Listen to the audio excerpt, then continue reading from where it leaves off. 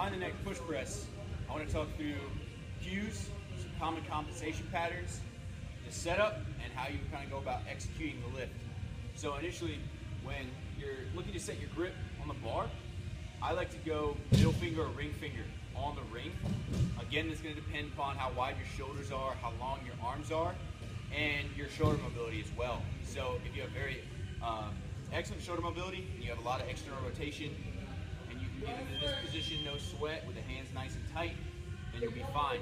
If you're lacking shoulder mobility, you're chronically stuck in this position, we got tight internal rotators, whether it be the pec or the lats or both, then you may have to go a little bit wider.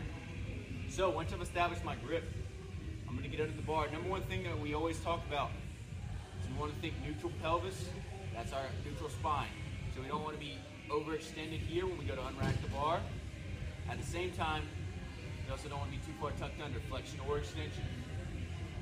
Set our grip. Once we get under the bar, make sure our hips are underneath of us. We're not arched. We're nice and neutral. Unrack. Now, two things that we look for, elbows and wrists. Always make sure the elbows are underneath the bar. That's how we're actually going to push and generate force into the bar, propel it upward. If our elbows are behind us, it's a lack, it's an energy leak. Essentially, it's extra range of motion, having to get them underneath and then press straight up. Same with the wrists. A lot of people, when they set up, they're kind of here with bent wrists. I always tell people, think about knuckles up, pressing those knuckles straight towards the ceiling. This is your overhead lockout position. So it's better if you can get into this position already at your setup, and then you don't have to go from here and think knuckles up when you're already at lockout. It's one less thing you got to worry about. Not to mention now you can transmit force up through the legs, down the shoulder, through the elbow, and into the wrist. So it just sets you up in a good stacked position, or thinking kinetic chain. So from here, you want to use the cue dip and drive. Again, it's a little bit of knee flexion with a little bit of hip flexion. The two are combined. It's not just simply knee flexion, and it's not just simply hip flexion. So a little bit of both, dip and drive, and you want to think pushing through the whole foot, keeping it flat on the floor. We don't want to come up on our toes, keeping the foot nice and flat, dip and drive, one smooth motion. Again, when the bar is coming down, we want to make sure that we brace with the arms to about 90 degrees. Once it gets to here, then we're actually going to absorb that force with the lower body. It's going to be a little tricky, and it'll take you a little bit to figure out, because again, the bar is going to land on your spine. So there's some spinous processes and things back there that you may clip every once in a while, but you'll figure it out over time where you want the bar to land, and it'll become more comfortable.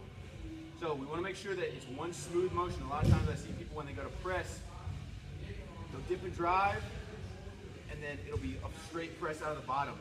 You want to use all of that momentum that you've just generated out of your legs and transmit it into your arms as fast as possible. That's where your core comes in. Stay nice and braced, and it's your force transfer from your lower body to your upper body. So again, dip and drive, foot stays flat, bar explodes up. One main compensation that you want to look for especially is for those that are fairly overextended already. In this position, when they go to dip here, instead of getting actual hip flexion here at the hip joint, they'll actually get lumbar hyperextension. So again, like we talked about force transfer, if you can't differentiate hips from the spine, you're going to have a tough time being able to transfer that force from the feet up into the arms and into the bar. So again, make sure before you go to dip and drive, take a breath, breathe and brace. Dip and drive, breathe and brace.